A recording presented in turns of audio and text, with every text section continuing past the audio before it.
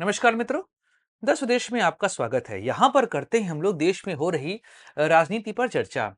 8 महीने का गैप है, लेकिन बिहार चुनाव का माहौल अभी से तैयार हो रहा है। जन विश्वास रैली कर रहे तेजस्वी यादव प्रयास कर रहे हैं कि वह एम वाई फैक्टर से आगे बढ़ सकें और बिहार के अन्य जातियों का वोट अपनी ओर आकर्षित कर सकें। आखिर क्या आवश्यकता हो रही है, क्योंकि बिहार में एम वाई समीकरण वहां पे लगभग 30% वोट बैंक अपने पास रखता है और यह एक तरीके से लालू प्रसाद यादव का लॉयल वोट बैंक है।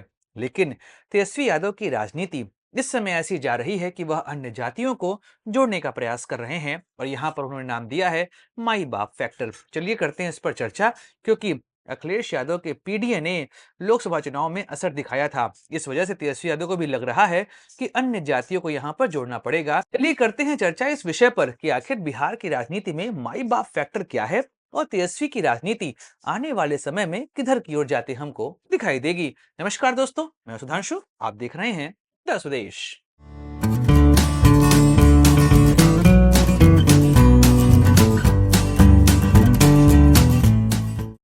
दोस्तों, बिहार की राजनीति अगर पूरे देश में किसी राज्य की राजनीति इतनी इंटरेस्टिंग होती है तो वह बिहार की राजनीति है। बड़े बड़े चुनावी पंडित नहीं बता सकते हैं कि यहाँ पर सरकार किसकी बनेगी। पंडित तो छोड़िए, 2015 का चुनाव याद करिए, जब एक समय भाजपा चुनाव जीतती लग रही थी, 11 बजे अचानक से वोट पलटता है और भाजपा सत्ता से बाहर हो जाती है। केवल 52 सीटें उनको मिलती हैं 243 में से। लेकिन हाँ, बिहार की राजनीति में तीन पार्टियां हैं प्रमुख रूप से। अभी हम यहाँ पे जन स्वराज की बात नहीं करने वाले हैं। तीन प्रमुख पार्टियां हैं जो कि बिहार में पिछले 20 सालों से प्रयास कर रही हैं कि वो सत्ता पे अपने आप को रखें। इन तीन पार्टियों में जो दो पार्टियां साथ होती हैं उन्हीं की सरकार बनती है और इसमें जेडीयू ऐसी पार्टी है जो दोनों गठबंधन का भाग रही है।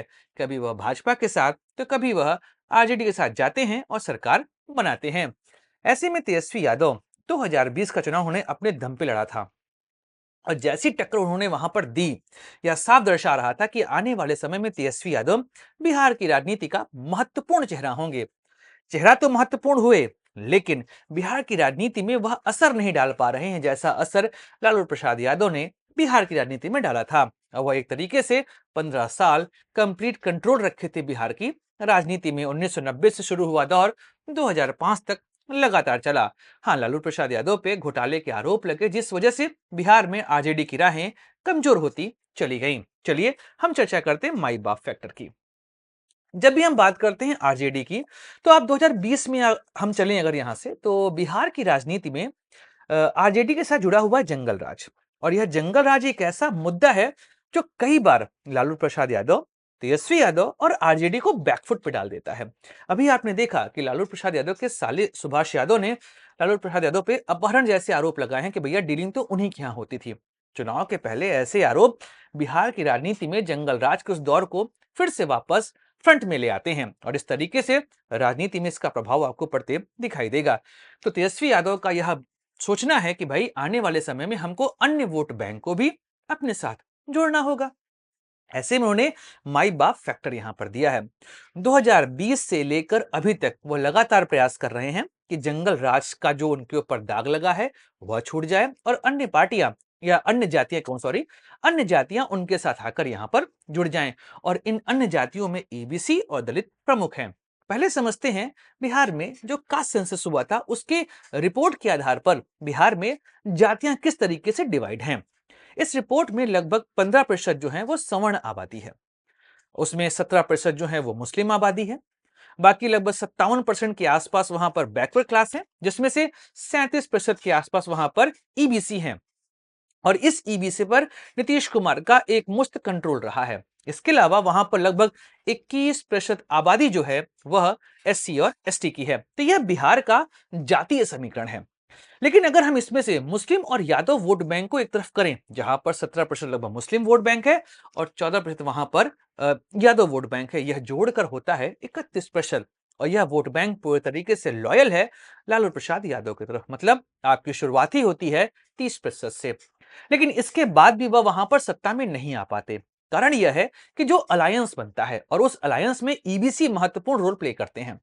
यह ईबीसी वोट नीतीश कुमार का बनाया हुआ है। जी हाँ, बिहार की राजनीति में 2005 से जब नीतीश कुमार सत्ता में आए, उन्होंने बैकवर्ड क्लास में एक नया वोट बैंक क्रिएट किया और यह वोट बैंक था एक्सट्रीमली बैकवर्ड क्लास ईबीसी। और यह ईबीसी पूरे तरीके से नीतीश कुमार के कंट्रोल में होता है। और नीतीश कुमार इस पूरे वोट बैंक के लिए ऐसा काम करते हैं कि यह वोट बैंक आज भी उनकी तरफ जाने का प्रयास करता है। और बिहार की राजनीति में लालू प्रसाद यादव के दौर में एम वाई समीकरण ने एक तरीके से ईबीसी को साइडलाइन किया था। इस वजह से अभी भी ईबीसी लालू प्रसाद यादव की ओर जाने का प्रयास नहीं करता। वह सोचता है कि वह दौर कहीं से लौट कर ना चला आए। लेकिन तेजस्वी यादव जब से बिहार की राजनीति में सक्रिय हुए हैं और लालू प्रसाद यादव ने स्वयं को वहां से अलग किया हुआ है, उस समय से तेजस्वी यादव यह कोशिश कर रहे हैं कि यह वोट बैंक उनकी ओर आकर्षित हो जाए। और यही से उन्होंने नाम दिया है एम वाई और बाप। अब ये एम वाई और बाप क्या है? एम वाई तो आपको पता है कि यह मुस्लिम यादव समीकरण है। लेकिन बाप, यह बाप एक तरीके से अगर हम अखिलेश का यहां पर देखें यूपी में, तो पीडीए, पिछड़ा, दलित और अल्पसंख्यक, वैसे ही वहां पर उन्होंने कहा है कि BAAP, इसको नाम दिया गया है माई बाप।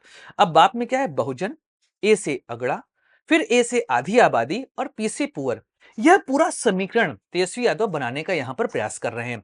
और वह कोशिश कर रहे हैं कि यह वोट बैंक उनकी ओर जाए, जिस वजह से वह सत्ता में अपने आप को स्थापित कर सके। अगर हम बिहार की राजनीति को देखें तो इस दौर में जन स्वराज पार्टी, वहां पर एक नई पार्टी का उदय हुआ है। अब यह तो चुनाव के समय पता चलेगा कि वहां पर जन स्वराज पार्टी जो है वह किस तरीके से काम करेगी और प्रशांत किशोर कैसे वहां पर अपने राजनीतिक गोटियों को सेट करते हैं। लेकिन वर्तमान समय में नीतीश कुमार के खिलाफ वहां पर तगड़ी एंटी इनकम्बेंसी है।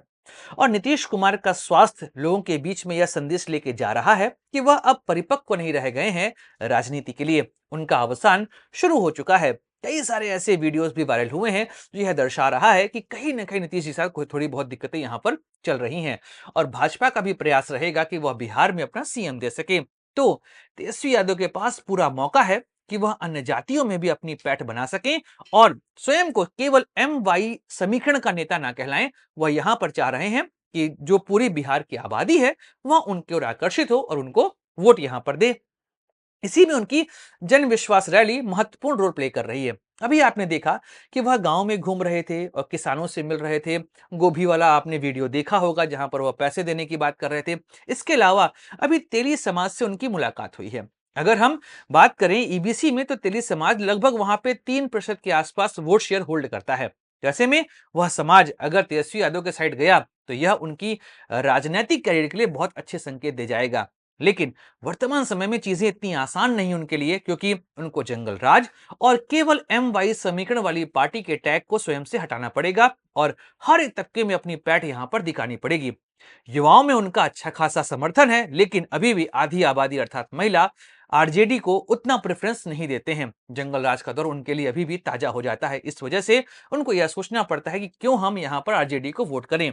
लेकिन तेजस्वी यादव की राजनीति समय के साथ अपने आप को बदली है। क्या पता आने वाले समय में तेजस्वी यादव इन सभी जातियों को अपनी ओर आकर्षित कर सके, अपनी योजनाओं से, अपने क्रियाकलापों से, और जंगल राज के उस लगे ठप्पे को वह अपने आप से हटा सकें। शायद इसी वजह से बिहार में आरजेडी के पूरे पोस्टर बैनर में आप लालू यादव की फैमिली की फोटो नहीं देखते, वहां पर केवल तेजस्वी यादव ही दिखाई देते हैं। शायद जंगल राज से पीछा छुटाने का यह एक संकेत है। बाकी दोस्तों, समय आने पे हम लोग चर्चा करते रहेंगे। बिहार की राजनीति अपने आप इंटरेस्टिंग है, बातें तो होती रहेंगी क्योंकि चुनाव है अक्टूबर में। तो दोस्तों, वीडियो समाप्त करते हैं, मिलेंगे अगले वीडियो में, चर्चा करेंगे किसी और राजनीतिक मुद्दे की। Like share subscribe the channel. जय हिंद, वंदे मातरम, भारत माता की जय।